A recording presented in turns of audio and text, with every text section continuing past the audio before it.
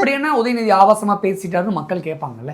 இல்லை, நான் மக்கள் பார்த்துருப்பாங்க. இங்கே மறதி இருக்கிறதுனால வேணா அது நாளடைவில் மறந்து போயிருக்கலாம். அது ஆபாசமா பேசக்கூடியவர் இல்லைங்கிற ஒரு பார்வை. அது வந்து திருமதி சசிகலா அவர்கள் பற்றி பேசும்போது ஒரு ஒரு வேறு மாதிரியான வார்த்தையை அவர் பேசிட்டார் உதயநிதி. அது ஒரு பெரிய பிரச்சனையானது.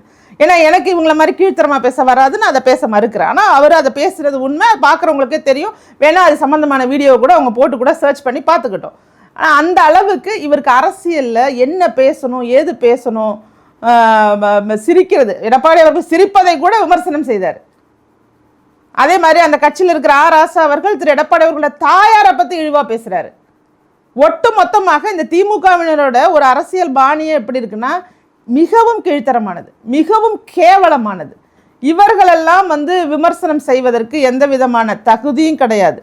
இந்த தகுதி இல்லாதவர்கள் விமர்சனத்துக்கு உண்மையாகவே வந்து மாண்புமிகு எதிர்க்கட்சி தலைவர் அவர்கள் பதில் சொல்ல வேண்டிய அவசியம் இல்லைன்னு நான் நினைக்கிறேன்.